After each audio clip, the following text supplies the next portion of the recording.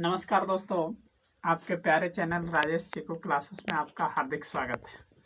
आज मैं आप लोग के लिए बहुत ही इम्पोर्टेंट प्रश्न लेकर आए हैं और बहुत ही ट्रिकली मेथड से हम लोग याद करेंगे। ऐसे सिंपली तो याद करते ही हैं, लेकिन एक अलग अलग अंदाज, एक अलग अनोखा तरीका है जो हम लोग देखेंगे।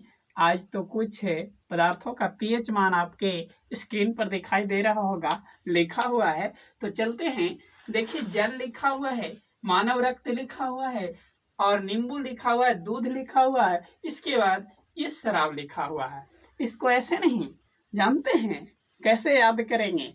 इसको याद करेंगे, जलवा 70, खूनवा 74, नींबुआ 22, दूधवा 64, दरुआ 28।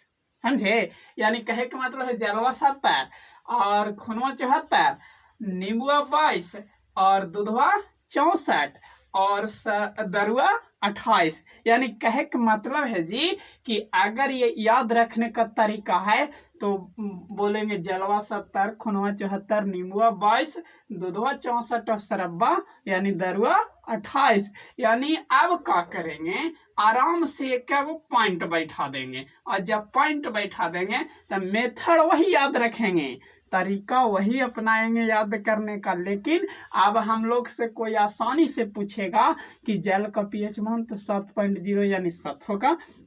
मानव रक्त का पीएच मान तो पूछेगा कि खूनवा कितना याद किए थे, 74। तो 74 कहने का मतलब है कि 7.4 हो जाएगा। इसके बाद नींबुआ कितना याद किए थे, 22। तो 22 कहने का मतलब 2.2 हो जाएगा। अब दूधवा कितना याद किए थे, 64। 64 कहने का मतलब 6.4 हो जाएगा। इसके बाद दरुआ कितना याद किए थे, 28। तो 28 कहने का मतलब कि 2.8 हो जाएगा। तो ये था मेरा अपना तरीका और मेरा ये समझाने का बेस्ट तरीका। अगर आप लोग को समझ में आया होगा, हम आशा और उम्मीद करते हैं काफ़ी हेल्पफुल मिला होगा यह वीडियो से।